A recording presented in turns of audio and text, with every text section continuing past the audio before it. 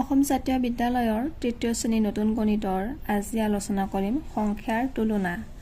দুটা সংখ্যা সমান নহ'লে সিহঁতৰ ভিতৰত এটা সৰু আৰু আনটো ডাঙৰ হয়। কোনটো সংখ্যা সৰু বা কোনটো সংখ্যা ডাঙৰ সেইটো বুজাবলৈ সংখ্যা দুটাৰ মাজত সৰু ডাঙৰ চিন ব্যৱহাৰ কৰা হয়। ইয়াতে বক্সত দিয়া আছে, যদি প্ৰথম সংখ্যাটো সৰু হয় তেতিয়া আমি এই সৰু চিনটো দিব লাগিব। যদি প্ৰথম অংকটো ডাঙৰ হয় তেতিয়া আমি এই চিনটো দিব লাগিব। উদাহৰণ দিয়া আছে, 3 সংখ্যাটো 7তকৈ সৰু, গতিকে এই সংখ্যা দুটাৰ মাজত সৰু চিন দিয়া হৈছে কাৰণ প্ৰথম অংকটো সৰু। পিছত 8 সংখ্যাটো 6তকৈ ডাঙৰ, সেইবাবে প্ৰথম অংকটো ডাঙৰ বাবে মাজত ডাঙৰ চিন দিয়া হৈছে। ইয়াৰে পিছত কিতাপত সৰু ডাঙৰ সংখ্যা কিদৰে নিৰ্ণয় কৰিব লাগে সেইটো নিয়ম দিয়া আছে নিজে কৰা। তলৰ সংখ্যাবোৰৰ মাজত এই চিনটো হ'ব ডাঙৰ বা সৰু চিন বহুৱা। প্ৰথম অংক আছে মাত্ৰ 3টা আৰু আনটো সংখ্যাত অংক আছে 4টা, গতিকে প্ৰথম অংকটো সৰু হ'ব, সেইবাবে আমি সৰু চিন দিব লাগিব। এই সংখ্যাটোত অংক আছে 1 2 3 4, তাৰপিছত আনটোত আছে 3টা, গতিকে আমি ইয়াৰ পৰা গম পাওঁ যে প্ৰথম অংকত 4টা আছে, প্ৰথম অংকটো ডাঙৰ হ'ব কাৰণ 1000 স্থানলৈকে আছে, গতিকে আমি ডাঙৰ চিন। তাত আছে 3000 আৰু আনটোত আছে 999, প্ৰথম অংকটো ডাঙৰ, সেইবাবে ডাঙৰ চিন। ইয়াৰে পিছত আছে একক, দশক, শতক, হাজাৰ আৰু আনটো সংখ্যাও আছে 1000 স্থানলৈকে। 1000 স্থানত দুয়োটা সংখ্যাতে আদাত আছে। ইয়াতে শতক স্থানত আছে প্ৰথম অংকত 5 আৰু আনটোত আছে 5, একে আছে। ইয়াৰে পিছত আছে দশক স্থানত আছে দুয়োটা অংকতে দশক স্থানত 4 আছে। তাৰপিছত আমি একক স্থানৰ অংকটো চাব লাগিব। ইয়াতে একক স্থানত আছে 6 আৰু আনটোত আছে 2, গতিকে আমি ইয়াৰ পৰা গম পাওঁ যে 2 সংখ্যাটো 6তকৈ সৰু, গতিকে আমি সৰু চিন দিব লাগিব। প্ৰথম অংকটো সৰু হ'ব। অংকটো আছে 1000 স্থানলৈকে আৰু আনটো অংক আছে 1000 স্থানলৈকে, আৰু দুয়োটা অংকতে 1000 স্থানত দুয়োটাতে 9 আছে, গতিকে আমি শতক স্থানৰ অংকক চাব লাগিব। প্ৰথম অংকত শতক স্থানত আছে 8 আৰু আনটোত আছে 7, গতিকে আমি ইয়াৰ পৰা বুজি পাওঁ যে যেহেতু শতক স্থানত 8 আছে আনটোত 7 আছে, 8 অংকটো 7তকৈ ডাঙৰ, গতিকে প্ৰথম অংকটো ডাঙৰ হ'ব। প্ৰথম অংকটো আছে 40000, আনটো অংকটো আছে 4000, গতিকে প্ৰথম অংকটো 40000 সংখ্যাটো 4000তকৈ ডাঙৰ, গতিকে প্ৰথম অংকটো ডাঙৰ বাবে আমি ডাঙৰ চিন। ইয়াৰে পিছত আছে একক, দশক, শতক, হাজাৰ, অযুত। একক, দশক, শতক, হাজাৰ, অযুত দুয়োটা সংখ্যাই অযুত স্থানলৈকে আছে আৰু দুয়োটাতে অযুত আৰু হাজাৰ স্থানত 19 আছে। শতক স্থানৰ অংক চাব গ'লে প্ৰথম অংকত শতক স্থানত আছে 8, আনটোত আছে 7, গতিকে আমি ইয়াৰ পৰা গম পাওঁ যে প্ৰথম অংকটো ডাঙৰ হ'ব। 2 নম্বৰত আছে তলৰ অংকবোৰেৰে গঠন কৰিব পৰা আটাইতকৈ সৰু আৰু আটাইতকৈ ডাঙৰ সংখ্যাটো লিখা। অংক দিয়া আছে, আমি ইয়াতে আটাইতকৈ সৰু আৰু আটাইতকৈ ডাঙৰ সংখ্যা গঠন কৰিব লাগে। ইয়াত আছে 5টা অংক। এই 5টা অংকৰ ভিতৰত আটাইতকৈ সৰু সংখ্যাটো হ'ব 0, কিন্তু আমি 0 সংখ্যাৰে কোনো সংখ্যাক আৰম্ভণি কৰিব নোৱাৰি, সেইবাবে ইয়াৰ পিছৰ সৰু সংখ্যাটো হ'ব 3, তাৰপিছত লিখিব লাগিব আমি 0, তাৰপিছত 4 5 8।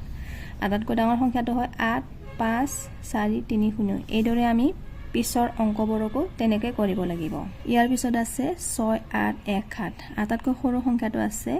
1, গতিকে আমি 1 লিখিব লাগিব। তাৰপিছত আহিব 6, তাৰপিছত 7, তাৰপিছত 8। সংখ্যা গঠন কৰিলে হ'ব আটাইতকৈ ডাঙৰ সংখ্যাটো হ'ব 8 7 6 1। ইয়াত আছে 3 0 9 2। ইয়াতে আটাইতকৈ সৰু সংখ্যাটো হয় 0, কিন্তু আমি 0ৰে আৰম্ভণি কৰিব নোৱাৰি, সেইবাবে ইয়াৰ পিছৰ সৰু সংখ্যাটো হ'ব 2 0 3 9। ডাঙৰ সংখ্যাটো হ'ব 9 3 2 0। ইয়াৰ পিছত আছে 5 1 8 4 7। আটাইতকৈ সৰু সংখ্যা হয়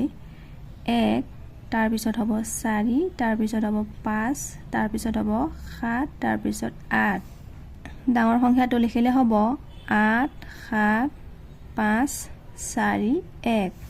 ইয়াৰ পিছত অংকবোৰ দিয়া আছে 6 0 1 8 3 আমি শূন্যৰে আৰম্ভণি কৰিব নোৱাৰি গতিকে আমি প্ৰথমতে 1 লিখিব লাগিব 1 তাৰপিছত 0 তাৰপিছত 3 তাৰপিছত 6 8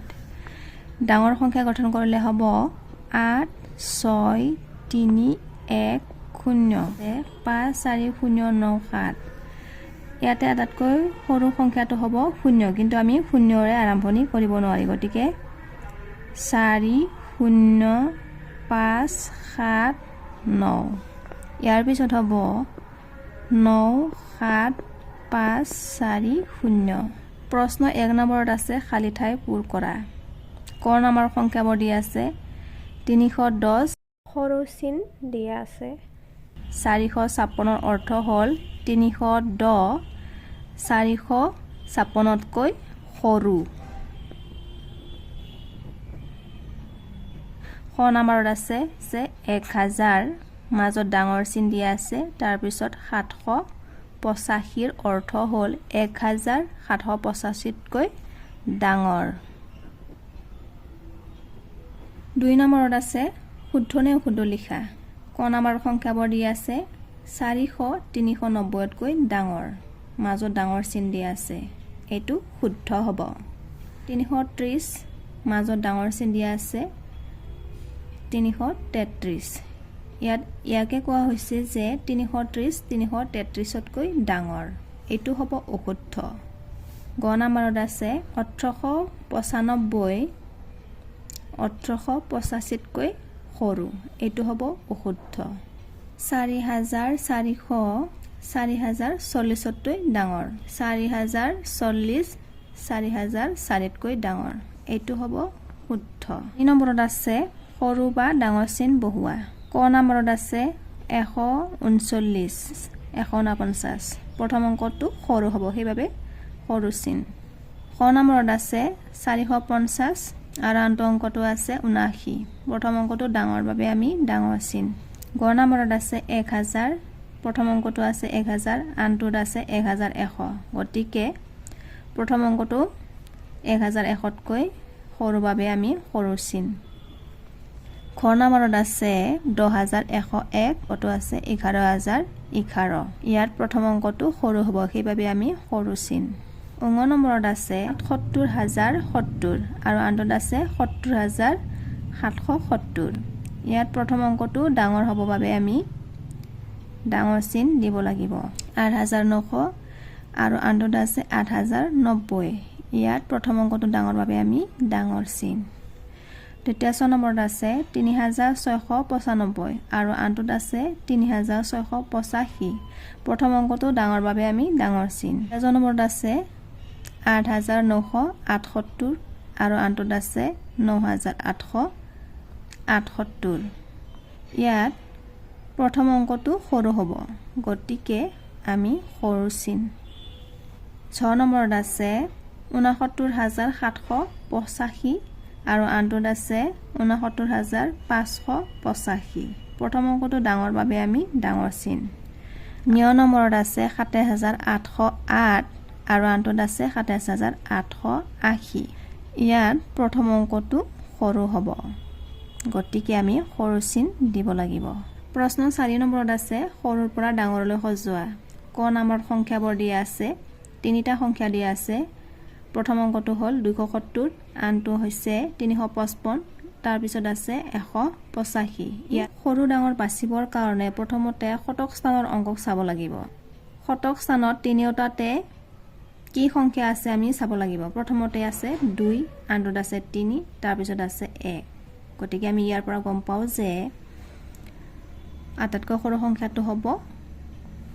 185 আমি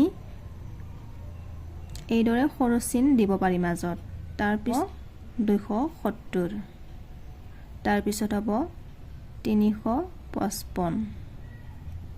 খ নম্বৰ সংখ্যাবোৰ দিয়া আছে 340 304 55 890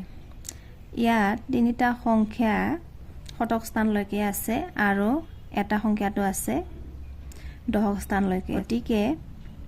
সকলোতকৈ সৰু সংখ্যাটো হ'ব 55 তাৰপিছত আমি এই বাকি তিনিটা সংখ্যাক চাব লাগিব আনটো তিনিটা সংখ্যাত শতক স্থানত কি সংখ্যা আছে আমি চাব লাগিব এটাত আছে 3 আনটোত আছে 3 আনটোত আছে 8 এই দুয়োটা সংখ্যাত শতক স্থানত দুয়োটাতে 3 আছে গতিকে আমি দশক স্থানৰ অংকক চাব লাগিব প্ৰথমতে আছে 4 আনটোত আছে 0 গতিকে আমি ইয়াৰ পৰা গম পাওঁ যে আনটো অংকটো সৰু হ'ব 304 তাৰ পিছত আহিব 340 অংকটো লিখিব লাগিব 890 গ নম্বৰত সংখ্যাবোৰ দিয়া আছে চাৰিটা সংখ্যা দিয়া আছে আৰু এই চাৰিটা সংখ্যাৰ অংকবোৰ হাজাৰ স্থানলৈকে আছে গতিকে আমি ইয়াৰ পৰা বাছিব লাগিব আটাইতকৈ সৰু সংখ্যাটো কোনটো এই চাৰিটা অংকত সকলোতে হাজাৰ স্থানত 6 আছে 6 প্ৰথম অংকত শতক স্থানত আছে 9 আনটোত আছে 9 আৰু ইয়াৰ পিছত আছে 9 তাৰপিছত শেষৰ অংকত আছে 8 গতিকে আমি ইয়াৰ পৰা গম পাওঁ যে শেষৰ অংকটো আটাইতকৈ সৰু হ'ব গতিকে আমি প্ৰথমতে লিখিব লাগিব 6879 ইয়াৰ পিছত আমি এই তিনিটাক চাব লাগিব ইয়াৰ পিছৰ সৰু সংখ্যাটো হ'ব দ্বিতীয় অংকটো 7 সংখ্যাটো আটাইতকৈ সৰু হয় গতিকে আমি লিখিব লাগিব 6975 এই দুটা অংকটো লিখা হ'ল এতিয়া আমি এই প্ৰথম আৰু দ্বিতীয় অংকটো চাব লাগিব প্ৰথম অংকটো সৰু হ'ব 6985 ইয়াৰ পিছত লিখিব লাগিব 6986 তাতকৈ সৰু সংখ্যাটো হ'ব প্ৰথম অংকটো 10100 সৰু চিন লিখিব লাগিব 10111 প্ৰথমতে আছে 11011 আনটোত আছে 11101 গতিকে এই দুটাৰ ভিতৰত প্ৰথম অংকটো সৰু হ'ব গতিকে আমি লিখিব লাগিব 11011 ইয়াৰ পিছত হ'ব 11101 অংক নম্বৰ সংখ্যাবোৰ দিয়া আছে চাৰিটা সংখ্যা দিয়া আছে আৰু এই চাৰিটা সংখ্যাৰ অংকবোৰ অযুত স্থানলৈকে আছে প্ৰথমতে লিখিব লাগিব 59785 সৰু চিন ইয়াৰ পিছত আমি এই তিনিটাক চাব লাগিব প্ৰথম অংকটো লিখিব লাগিব আমি 69875 ইয়াৰ পিছত আমি এই দুটাক চাব লাগিব দুয়োটাতে অযুত স্থানত 7 আছে হাজাৰ স্থানত দুয়োটাতে 9 আছে আৰু শতক স্থানত ইয়াতে আছে 8 আনটোত আছে 7 গতিকে আমি ইয়াৰ পৰা বুজি পাওঁ যে ইয়াৰ পিছৰ সৰু সংখ্যাটো হ'ব 79785 তাৰ পিছত লিখিব লাগিব দ্বিতীয় অংকটো 79875 5 নম্বৰত আছে ডাঙৰ পৰা সৰুলৈ সজোৱা ক নম্বৰ সংখ্যাবোৰ দিয়া আছে 360 430 361 429 430 ডাঙৰ চিন ইয়াৰ 429 এই দুটাক লিখা হ'ল এতিয়া প্ৰথম আৰু তৃতীয় অংকটো চাব লাগিব 361 ডাঙৰ চিন ইয়াৰ পিছত হ'ব 360